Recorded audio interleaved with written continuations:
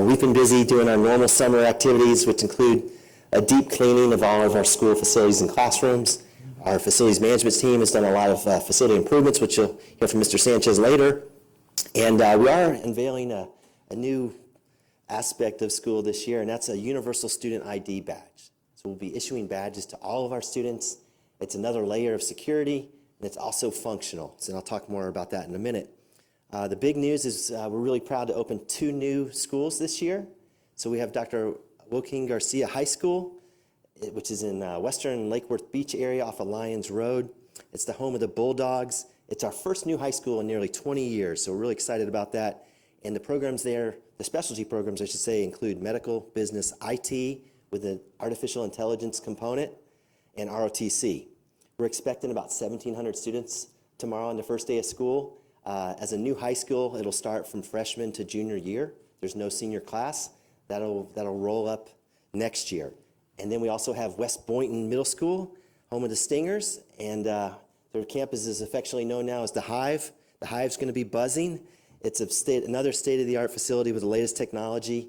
Their special programs include pre-med and pre-IT programs, along with something that's really special. They have a unique financial literacy classroom that includes a live stock ticker, LED lighted stock ticker, along with global market conditions.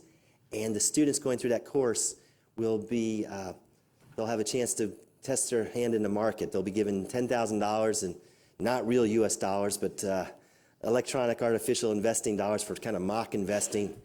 And if they do a good job with that, I may let them handle some of my finances as well.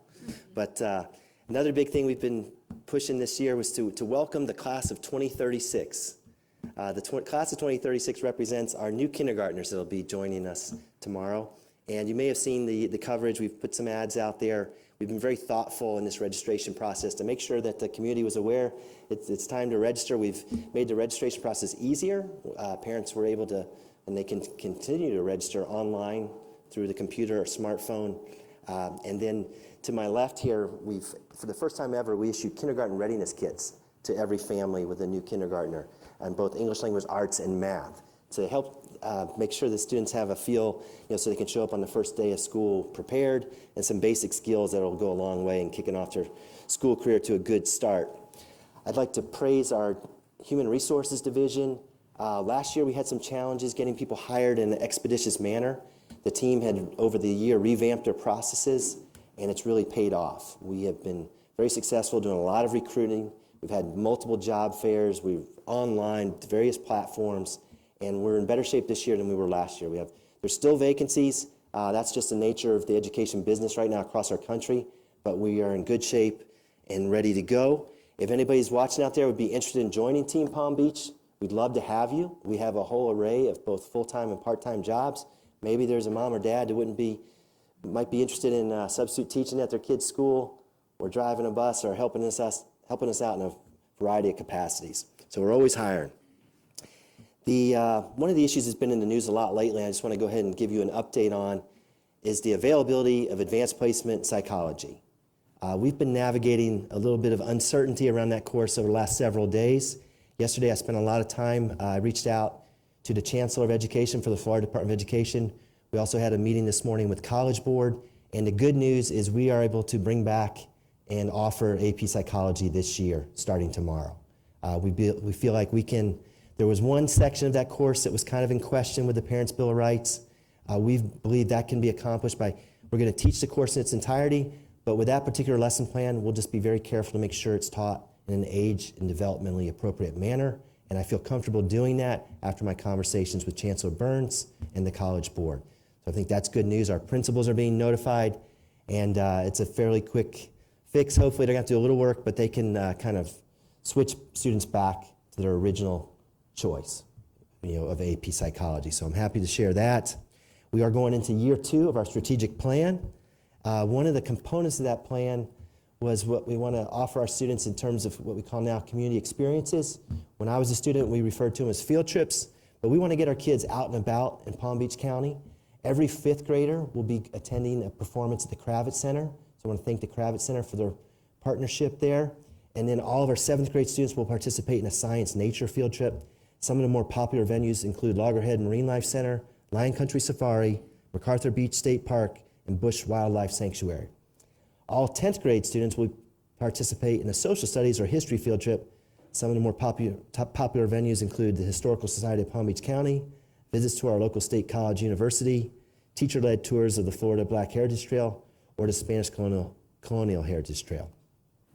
And to continue meeting the needs of our students in our community, we're opening 4 new dual language programs. 3 of those will be in Spanish at Dr. Joaquin Garcia High School, Polo Park Middle School, and Tradewinds Middle School. And then we have Indian Pines Elementary and Lake Park Elementary offering Hispanic Creole dual language programs. Also want to touch on social media. We had some legislation this session, House Bill 379, that we'll be implementing. We know children are affected by social media, and the FDOE is going to provide us curricular material for this instruction. Parents will be notified of its availability, but you can expect the instruction to include the negative effects of social media on mental health, including addiction, distribution of misinformation, how social media manipulates behavior, permanency of sharing materials online, how to maintain personal security, identifying cyberbullying and predatory behavior, human trafficking on the internet, and how to report suspicious behavior encountered on the internet. Also, as part of that legislation, the TikTok platform is prohibited. So we have on our district firewall and internet and network and any district-owned device, TikTok has been eliminated. It will not be permitted. And as well, the district will not use TikTok to do any communications of our information. Last topic is something I'm sure you all experienced. We are under an excessive heat advisory. This is just a friendly reminder to our parents to please keep your children hydrated as they go to school, especially as they're outside and or maybe waiting for the bus. And we have put procedures in place to protect our students and our student athletes with the heat, such as awareness of temperatures through thermometers and electrolytes and cold water immersion options at every opportunity on every campus. With that, I'm going to turn it over to our Chief Operating Officer, Mr. Joe Sanchez. All right, thank you, Mr. Burke. As mentioned, I'm Joe Sanchez. I'm the Chief Operating Officer. So I'm responsible for facilities, transportation, food services, and a couple of other things as well. Just want to give you a couple of updates on transportation. So just for the general public, first of all, just want to point out to just remind everybody to watch out for students as they make their way to school, to their schools or to their bus stops. I know it's been summer, it's been a quick summer, but you may not have been used to seeing them out there, so please pay attention to them. They're going to be out there starting tomorrow morning. Also to put down your phones as you're driving. Unfortunately, we have a lot of incidences where drivers who are not paying attention run into the back of the buses. So with that in mind, also remember that all buses stop at railroad crossings, stop at all railroad crossings. So please be mindful of that. And then there's also a reminder to when the red lights go off on the buses and the arms getting ready to go out, please stop and make sure that you're looking out for children as they making their way onto the bus. So just for general, for all parents, just want to remind you about the Register to Ride. We've been pumping this up all summer long to make sure you know. We do require all students who are going to be transported on the bus to go to the district's website to register. You do need a student ID number in order to do that registration.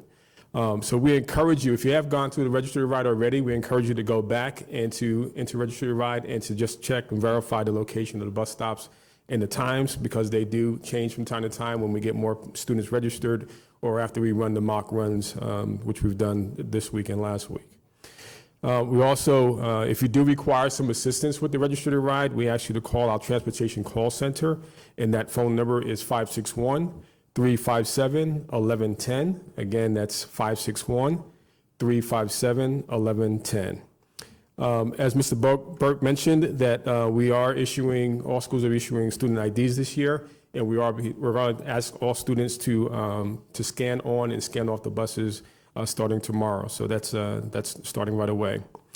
So we ask for patience from the community. That this is the first days of school are always a little challenging. We do expect to have every one of our bus routes. We have 475 bus routes. We expect to have them all covered between regular bus drivers as well as others who have CDLs, our supervisors and mechanics. We also have a few private providers who are assisting us with some transportation. But like all of the school districts around the country, or most of the school districts around the country, we do have some challenges that we're facing with bus driver shortages. But our priority, I want to remind you, our number one priority is the safety of your children and getting them to school safely and back home safely each day. So again, just be patient with us and work with us. We've made a lot of preparations. We've done a lot of hiring over the summer, a lot of training. We've done our best to make our routes most efficient, and the Register to Ride helps with that as well. But we ask you to just to bear with us and help keep the children safe. That's all of our responsibilities. So with that, talk about safety. We're going to bring up Chief Mooney to talk to you a little bit more about safety and security.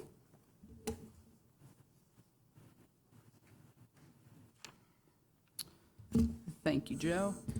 My name is Sarah Mooney. I'm the police chief for the school district of Palm Beach County. I just wanted to give you a couple updates on some new and continuing efforts that we have in the district in regard to safety and security. First thing that you might notice this year, especially for the parents, is improved visibility on the campuses.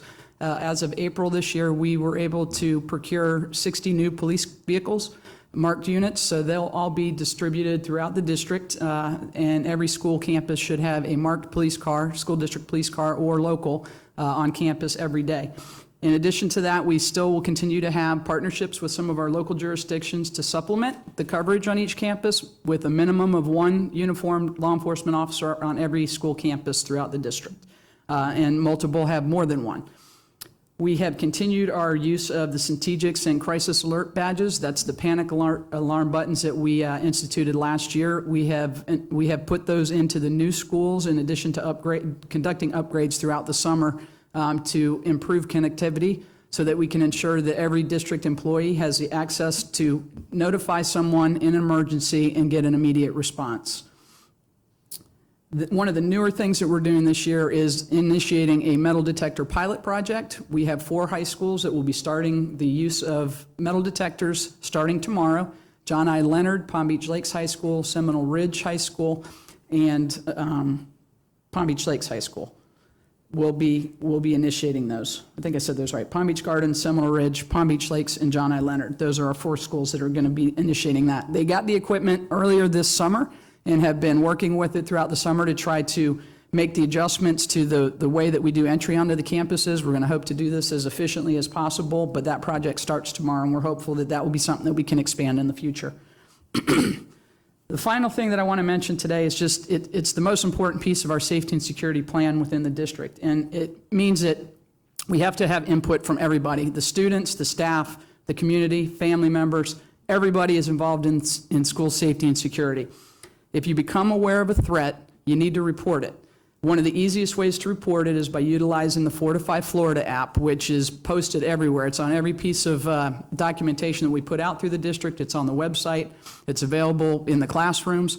You can put that downloaded on your app. Anything that appears to be a threat on a campus, threat to the campus, threat to a student, a concern that you might have that you can report anonymously, and it will send that information directly to law enforcement and the administration at the school. So I encourage you to make sure that you have that Fortify Florida app on your phone, and nothing's better than doing it in person too. So if you see something, say something, give us the opportunity to help make sure that your campuses are safe. It's a team effort, so we all got to work together to make sure that that happens. And with that, I'm going to turn it back over to Superintendent Burke.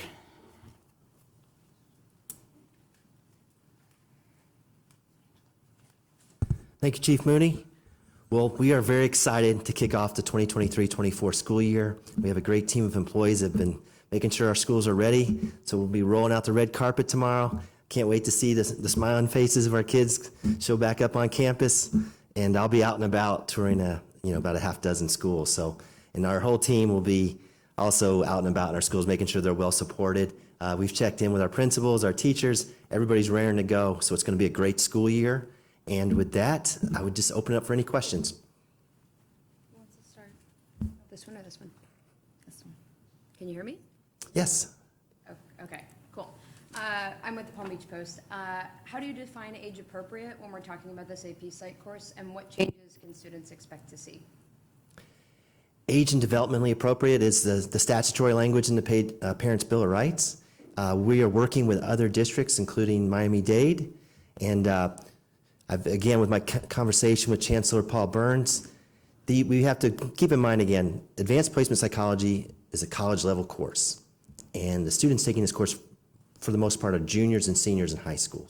So, age appropriate will be suited to juniors and seniors in high school. The section that's in question, the only section really we have to ask teachers to probably follow our guidance on, and everything else they can teach as they've always taught for the past 30 years. But we are going to do in the cautionary measure, put together a lesson plan that they can rely on to, in our best attempt to make sure it is age and developmentally appropriate. That lesson plan is being developed at this point. We will be bringing in our AP psychology teachers to provide that and train them on it. And at this point, that's the best information I can give you. The district is making the lesson plan? Sorry. We are making it in partnership. I've talked to superintendents in Collier and Miami-Dade County that have already done a lot of work on this in partnership, and they've been gracious enough to bring Palm Beach County into the fold. We are going to, in any other district that's interested in still continuing to teach AP psychology, we feel like as superintendents, it's smart to be kind of united and have some solidarity on this issue so that if there's any concerns, well then, you know what, it's going to impact every district that decided to move forward with this course. Hi there. Just another question. Wow, didn't expect to be this loud. I'm Victoria DeCardenas with CBS 12. Follow-up question to the AP Psych. You were quoted with the Chamber of Commerce of Palm Beach County saying that you feared that teachers would be arrested for teaching AP Psych. I know that decision has since changed. But the law that was implemented on July 1st, it doesn't say anywhere that someone would be arrested, that there's Right. some other disciplinary actions. So why would you say that you didn't want your teachers to be arrested if that's not the law? That was not the best choice of words. I should have said they could have gotten in trouble. Their certification, their credentials could have been in jeopardy. Their livelihood could have been in jeopardy. In hindsight, I should have not used the word arrest. I was trying to be entertaining and just show the gravity of the situation, and I'll be more careful in the future. Follow-up, if you don't mind. Another question that I had for you is that in the law, it says that it would prohibit any sexual orientation or gender identity education up until 8th grade. Do you not feel that students in high school who elect to take an AP course are, of mind to learn about those sensitive topics or ones that have been called into question? So there's the law, and then on July 19th, our State Board of Education passed a rule that actually extended that restriction all the way through 12th grade. So it was an issue. It's not something that Palm Beach County manufactured. We were trying to navigate this new legislation, the new State Board rules, and we've offered AP Psychology, like I said, for 30 years, since 1993. It's a very popular course. I've heard from my own kids who've taken it and really enjoyed the experience, and so I'm happy to bring it back. Again, the issue there was that the College Board and the state seemed to be at odds, right, over what was permissible. We had the Commissioner of Education saying, sure, you can teach it, just don't break the rule. And now the guidance has evolved a little bit, and I think we've seen, the College Board at one point was saying, look, we're not even going to provide Florida the test. So this situation has played out since last Thursday. Been spending a lot of time on it because we want to do what's best for our students. And I'm very pleased here to report today that we've reached that point. And I think probably some of the backlash and concerns around that probably helped maybe have people think deeper on these subjects about how can we find some middle ground where this will still be a possibility. I'm next. Okay. Mr. Burke, and I don't know if this is a better question for Mr. Sanchez, but I was hoping you all could talk a little bit about the Here Comes the Bus option that's going to be available for some students at schools to be able to track where their school buses are. Yes, we're going to be piloting it at 7 schools, so it's a relatively small group. We want to make sure we work out all the any potential bugs. There's a lot behind that, interfacing the student information with the GPS and the app. So Mr. Sanchez and his team, along with our IT department, have been doing a lot of work to get that ready. I think the 7 school sample will give us an idea to fine tune that, and once we're comfortable with it, we'll roll it out to the entire district. And then one more question on the ID badges that you mentioned. What's changing from last year to this year with how students are using or wearing badges? So schools independently have had ID badges for years. This year we're calling it's universal.